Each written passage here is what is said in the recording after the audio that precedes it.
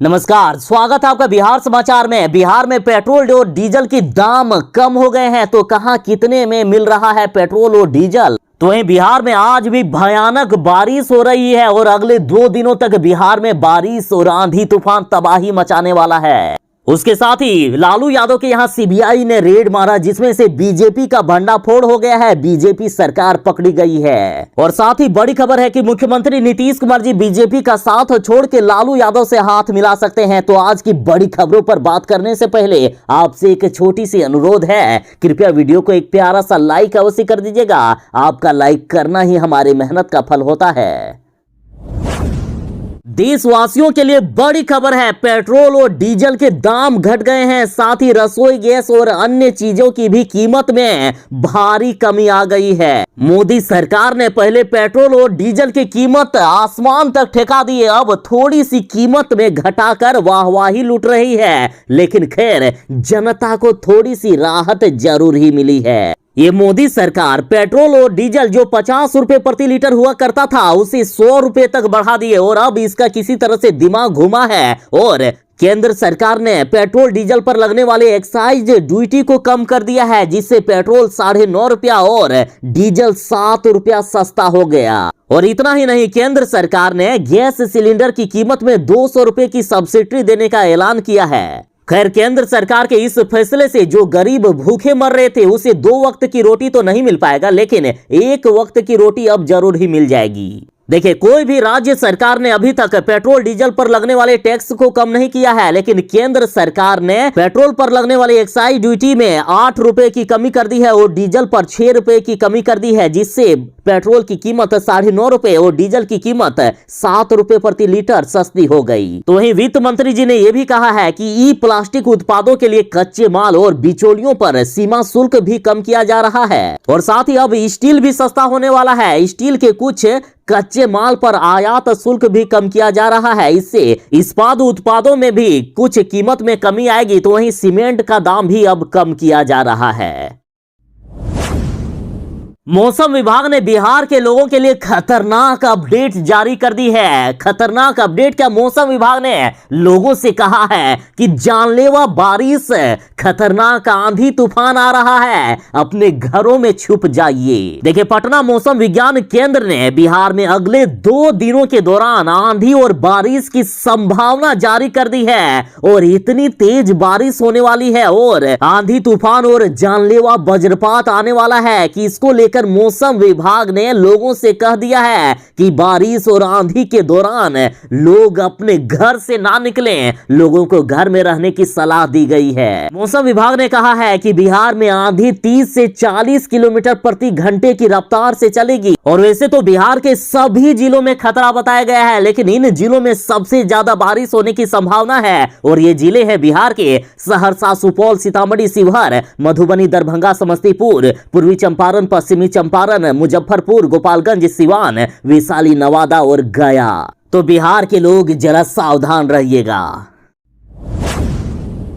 जब से लालू यादव के यहां सीबीआई का रेड हुआ है, तब से राजद कार्यकर्ता बराबर मोदी सरकार पर आरोप लगा रहे हैं कि मोदी सरकार ने लालू यादव और मुख्यमंत्री नीतीश कुमार जी को डराने के लिए सीबीआई भेजा था। दरअसल आरजेडी के द्वारा पटना में पोस्टर लगा दिया गया है, जिसमें से कहा गया कि सीबीआई और ईडी का दुरुपयोग बंद करो। इस तस्वीर में पीएम मोदी को दिखाया गया है, जो एक पिंजड़े में तोता लेकर खड़े हैं और तोता सीबीआई को बताया गया है। इसमें मुख्यमंत्री नीतीश कुमार जी और तेजस्वी यादव जातीय जनगणना को लेकर बात कर रहे हैं। तो पीएम मोदी के द्वारा कहा जा रहा है कि दोनों मिलकर जातीय जनगणना करेंगे तो हम सीबीआई भेजेंगे।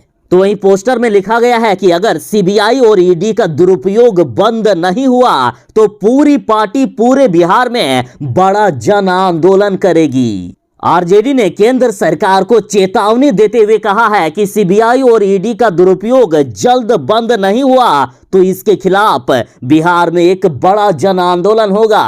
अब बीजेपी सरकार को नहीं छोड़ा जाएगा।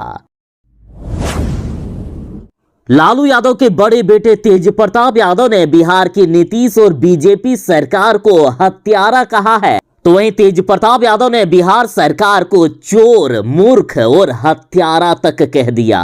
तेज प्रताप यादव ने ट्वीट में कार्टून शेयर करते हुए कहा है कि कुर्सी के प्यारे बिहार के हत्यारे। तेज प्रताप यादव ने नीतीश सरकार के खिलाफ जनता का आरोप पत्र जारी किया है और कहा कि कुर्सी के प्यारे देख लीजिए बिहार के हत्यारे। मुख्यमंत्री नीतीश कुमार और बिहार सरकार की तस्वीर शेयर की गई, साथ ही दिखाया गया है कि किस प्रकार से बिहार को बर्बाद करके बिहार को डुबा दिया गया है। तेज प्रताप यादव ने कहा है कि इस लुटेरे सरकार में जनता त्राहिमाम कर रही है। आगे तेज प्रताप यादव का कहना है कि पाखंडी है सरकार और पिछड़ रहा है बिहार। तेज प्रताप यादव का कहना है कि लूट रहा है बिहारी और लूट रहा बिहार। कुर्सी कुर्सी खेल रही है खिलाड़ी सरकार।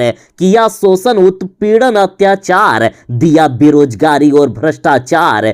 चोरी से आई चोर सरकार, ले डूबी पूरा बिहार। तेज प्रताप यादव ने नीतीश और बीजेपी सरकार पर कहा है कि सत्ता मनुष्य को भ्रष्ट नहीं बनाती है। हालांकि अगर मूर्ख को सत्ता मिल जाए तो वो सत्ता को भ्रष्ट जरूर ही कर देते हैं। और जो तस्वीर शेयर की गई है, देखिए इसमें से किस प्रकार से बीजेपी नेता सुशील मोदी जी मुख्यमंत्री नीतीश कुमार जी को बांध रखे हैं, यानी बीजेपी के इशारों में मुख्यमंत्री जी से काम करवाया जा रहा है। तेज प्रताप यादव ने बिहार सरकार पर बड़ा तीखा हमला किया है। केंद्र सरकार ने पेट्रोल और डीजल की कीमत में तो कमी कर दी है और इस कमी से आपके शहर में या आपके राज्य में पेट्रोल और डीजल कितने रुपए प्रति लीटर बिकने वाला है, चलिए अब इसकी भी जानकारी देता हूं। सबसे पहले दिल्ली का रेट जान लीजिए। तो दिल्ली में अब 1 लीटर पेट्रोल की कीमत 96 रुपए 72 पैसे और 1 लीटर डीजल की कीमत 89 रुपए 62 पैसे है। तो वहीं कीमत घटने के बाद बिहार की राजधानी पटना में पेट्रोल की कीमत 107 रुपए 24 पैसे और डीजल की कीमत 94 रुपए 4 पैसे प्रति लीटर हो गए हैं। तो वहीं बिहार के दरभंगा में 107 रुपए 62 पैसे पेट्रोल की कीमत, भागलपुर में 108 रुपए 2 पैसे, पूर्णिया में 108 रुपए 72 पैसे। तो इसी तरह से लगभग पेट्रोल की कीमत 107 से 108 रुपए तक जा रहा है।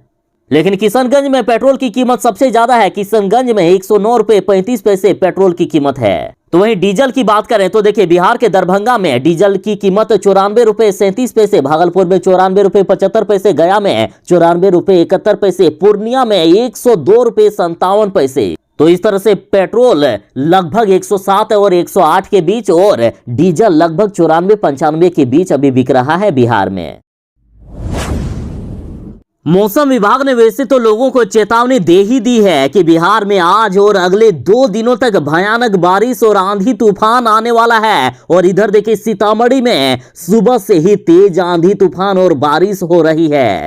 सीतामढ़ी में सुबह से ही तेज आंधी तूफान और बिजली की गड़गड़ाहट के बाद झमाझम बारिश होने लगी। यहाँ इतनी तेज आंधी चली कि आंधी तूफान के बाद शहर से लेकर गांव तक की बिजली गुल हो गई। हालात ऐसी है कि दिन में ही रात जैसे माहौल हो गया है। आंधी तूफान और बारिश से फसलों के साथ साथ आम और लीची को भारी नुकसान पहुंचा है। आंधी इतना खतरनाक था कि कई जगहों पर घरों और दुकानों के छज्जे उड़ गए। बिजली के खंभों के साथ पेड़ भी सड़क पर गिर पड़े हैं। आसमान में जितनी कड़क आवाज के साथ बिजली कड़क रही है, इस महीने में 5वें बार इस तरह का मौसम का मिजाज बदला है। और इधर मौसम विभाग ने अलर्ट जारी करते हुए कहा है कि बारिश के वक्त घर से बाहर ना निकले वरना जान को भी खतरा हो सकता है। और सिर्फ सीतामढ़ी नहीं बल्कि बिहार के कई जिलों में इसी तरह की तेज आंधी तूफान और भयानक बारिश हो रही है। तेज प्रताप यादव ने जनशक्ति हिंद फौज की शुरुआत कर दी है और तेज प्रताप यादव ने कहा कि जनशक्ति हिंद फौज अब दिलाएगी गरीबों को न्याय। साथ ही तेज प्रताप यादव बोले हैं कि अब याचना नहीं रण होगा, युद्ध बड़ा भीषण होगा। अब देखना यह है कि तेज प्रताप यादव आखिर गरीबों के लिए कितना काम करते हैं। क्या वाकई तेज प्रताप यादव गरीबों को न्याय दिला पाएंगे या ऐसे ही वो घोषणा सिर्फ कर दिए हैं। बस कुछ दिन का इंतजार है, फिर वक्त बता देगा कि तेज प्रताप यादव के इस दावे में आखिर कितना दम है या ये दावा भी फुस साबित हो जाता है। वैसे तो तेज प्रताप यादव ने बड़ा ही खतरनाक ऐलान कर दिया है। तेज प्रताप यादव बोले कि याचना नहीं अब रण होगा, युद्ध बड़ा भीषण होगा। जनशक्ति हिंद फौज लड़ेगा गरीबों को न्याय दिलाने के लिए। जय हिंद। बिहार के सरकारी स्कूल में व्यवस्था इतनी खराब है कि वहां जाने से, वहां बच्चों को भेजने से भी लोगों को अब डर लगने लगा है। बिहार के एक छोटे से बच्चे सोनू कुमार ने मुख्यमंत्री नीतीश कुमार के सामने भी बिहार की सरकारी स्कूल की व्यवस्था की पोल खोल दी है। चलिए नालंदा के मुख्यमंत्री नीतीश कुमार जी के गांव कल्याण बिघा के ही एक स्कूल की बात करते हैं। मुख्यमंत्री जी के गांव कल्याण बिघा की इस सरकारी स्कूल की बात करें तो यहाँ देखिए 400 छात्र पढ़ते हैं, जिसके लिए मात्र 2 शौचालय है, उसमें भी ताला लगा रहता है। 2 शौचालय में एक शौचालय घटिया निर्माण की वजह से धंस चुका है और एक शौचालय में शिक्षक अपने इस्तेमाल के बाद ताला लगा देते हैं। और यहाँ की बच्चियों यानी छात्राओं ने कहा कि लड़कियों के लिए अलग से कोई शौचालय नहीं है, इसलिए स्कूल के बाहर या फिर घर जाना पड़ता है। कभी कभी मेन गेट पर ताला लगा रहता है, जिसके कारण उन्हें ऐसे में ही घंटों बैठना पड़ता है। तो वहीं पीने के पानी के लिए भी घोर समस्या है। बोतल में पानी लेकर घर से आते हैं, वह भी आधे घंटे में समाप्त हो जाता है, बाद में उन्हें प्यासे ही बैठना पड़ता है। और अब तो स्कूल के गेट में भी ताला बंद हो जाता है, जिससे वे घर पानी लेने के लिए भी नहीं जा पाते हैं। तो वहीं छात्राओं ने बताया कि बेंच और डेस्क की हालात इतनी खराब है कि बेंच में कई जगह पर कांटी निकल गई है और इससे अक्सर उनके कपड़े फट जाते हैं। यहाँ क्लास तो चलता है, लेकिन शिक्षक समय पर नहीं आते और आते भी हैं तो तुरंत ही निकल कर चले भी जाते हैं। भीषण गर्मी में छात्राओं की हालात खराब हो जाती है, क्योंकि क्लास में पंखा तो है लेकिन उससे हवा कम और आवाज ज्यादा निकलती है। और इन सारी परेशानियों के बावजूद स्कूल में रोज सैकड़ों छात्र पढ़ने के लिए आते हैं। बिहार की शिक्षा व्यवस्था की देख लीजिए हालात कितनी खराब है। और यहाँ के छात्राओं ने कहा है कि ब्लैक बोर्ड की स्थिति ऐसी है कि क्या लिखा है कुछ पता ही नहीं चलता है। तेजस्वी यादव बिहार के विकास की चर्चा करने के लिए, बिहार के विकास की बात करने के लिए लंदन पहुंचे हुए हैं। और लंदन में तेजस्वी यादव लंदन के डिप्टी मेयर से मिले और बिहार के विकास और सूरत संवारने को लेकर ब्रिटिश मॉडल से रूबरू हुए। और तेजस्वी यादव ने मुलाकात की तस्वीर शेयर करते हुए लिखा है कि ब्रिटेन की लेबर पार्टी से भारतीय मूल के लंदन के डिप्टी मेयर श्री राजेश अग्रवाल जी ने सौजन्य भेंट की। मुलाकात में देश दुनिया की राजनीति, विकास कार्यों में आधुनिक टेक्नोलॉजी का उपयोग, मानव संसाधन, ट्रैफिक मैनेजमेंट सहित अन्य विषयों पर गहन चर्चा हुई।